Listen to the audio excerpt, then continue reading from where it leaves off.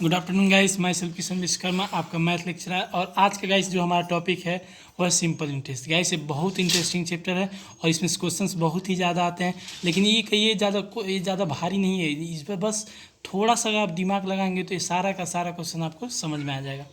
Guys S I का मात्र एक फार्मूला होता है, S I equal to P R T upon 100, जहाँ पी बराबर होता है प्रिंसिपल अमाउंट, आर बराबर होता है रेट और टी बराबर टाइम होता है। ओके गाइस, हम ले स्टार्ट करते हैं। गाइस कह रहा है कि Ravi and Karthi borrowed RS 3500 and 4000 rupees respectively at the same rate of interest for 2% if Karthi paid 150 more than Ravi. यानी कि गाइस कह रहा है कि कार्ती जो है वह रवि से 150 रुपये ज़्यादा पेड करता है। Then find the rate of interest. तो गाइस अब इसका फॉर्मूला लगा दीजिए। एक यहाँ रवि का अमाउंट ए है और कार्तिक का अमाउंट ए है, तो यानी जब इसको हम ऐसा एक फार्मूला लगाएंगे तो 4000 इंटू रेट हमारा क्या आर निकालना है, सरकार निकालना है। और इसको हम दो, जब इसका मतलब होता है अगर 2 जब 4 + 1 = 5/4, इसको हम 5/4 लिख सकते हैं। तो 5/100 और 1/4 जो है इसके नीचे आ जाएगा। ओके गाइस, सिंपली इसको भी इसी तरह तोड़ देते हैं हम लोग। 3500 गुणे आर गुणे 5/100 गुणे 4 + 150। अब इसको हम लोग काट देते हैं। 1 0 से 1 0, 1 0 से 1 0, 4 दहा में 40 और 1 0 से 1 0, 1 0 से 1 0। यानी कि जब इसको करेंगे तो आएगा 50R = इसको जब मल्टीप्लाई करेंगे तो 175/4 R आ जाएगा प्लस 150। गाइस अब इसको इधर ला दें अगर हम तो 50R - 175/4 R = 150। अब देखिए गाइस इसका मल्टीप्लाई यहाँ होगा तो 200 हो जाएगा। जब माइनस करेंगे तो 25R/4 = 150। अब 25 छः के 150 और R यहाँ से कर दीजिए R/4 = 6। दिस इम्प्लाइड R = 6 चौको 24। ओके गाइस, क्वेश्चन आ गया, ये हमारा आंसर होगा। देखिए गाइस क्वेश्चन बहुत ईजी है, बस फार्मूला एक ही है, उसी फार्मूले से लगता चला जाएगा। और गाइस मैं आपको ज़्यादा फार्मूला बेस्ड नहीं, बस शॉर्टकट ट्रिक से बताऊंगा कि आप जल्द से जल्द क्वेश्चन को तुरंत सॉल्व कर लें, क्योंकि फार्मूला लगाने से बहुत टाइम लग जाएगा। तो एक क्वेश्चन जो फार्मूला सही लगता है इसका कोई ट्रिक नहीं है। नेक्स्ट इसका ट्रिक है गाइस, इसका हम लोग बताते हैं आपको ट्रिक। करे certain some of money amount of 1260 rupees in 2 years and rupees 1350 in 5 years। Find the rate of interest. कह रहा है गाइस 2 साल में कोई अमाउंट है 1260 हो जाता है, और वही अमाउंट 5 साल में आपका 1350 हो जाता है। ओके गाइस, अब देखिए इसको जब हम कम करें कितना आ रहा है, अगर हम इसको घटाएं 6, यहाँ पे घटाएं 90 आएगा। जब देखिएगा इस भले 5 साल में 1350 हो रहा है और 2 साल में 1260।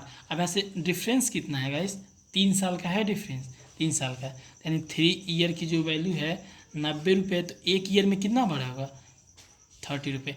गाइस यहाँ जानने वाली एक सबसे इम्पोर्टेंट बात जो है कि सिंपल इंटरेस्ट में हमेशा रेट समान होता है। यानी कि अगर एक बस में 50 रुपये तो अगले बस 50 ही बढ़ेगा, यानी अगले बस भी 50, जितना भी बस हो जाए लेकिन हमेशा 50 ही बढ़ेगा। वही अगर कंपाउंड इंटरेस्ट होता है तो गाइस अगर एक बस 50 हो गया, मान लीजिए 100 रुपये आपको इसकी सुधार लिए और बढ़ के 50, मान लीजिए इसका भी आप हमको 50% लेना है तो 150 होगा ना। तो जब अगर सिंपल इंटरेस्ट हो रहा है तो अगले साल भी 85 रुपये बढ़ेगा, लेकिन अगर वही कंपाउंड इंटरेस्ट होता है तब इस पे ब्याज लगना शुरू हो गया, यहाँ पे नहीं, अब इस पे 50% लगेगा, तो इसलिए कंपाउंड इंटरेस्ट बहुत ज़्यादा बढ़ता है। अगर यहाँ पे अगर 1 साल में 30 रुपये है तो 2 साल में 60 रुपये हुआ है, तो यानी पहले हमारा बस के शुरू में हमारा अमाउंट कितना रहा होगा, 1200 रुपये रहा होगा ना, तभी 2 बस में 1260 हुआ है। ओके गाइस, अब देखिए करा कि find the rate of interest, तो फार्मूला वही लगा लीजिए, PRT/100 = 2। Okay guys, formula PRT/100, 2 साल में इंटरेस्ट कितना बढ़ा, 1 साल में 30 तो 2 साल में 60। अब यहाँ से हम लोग रेट निकाल लेते हैं इसका, तो रेट R बराबर हो जाएगा 60, ये 100 उधर मल्टीप्लाई चला जाएगा, आप अपन P आएगा और T। ओके गाइस, अब R 60 × 100।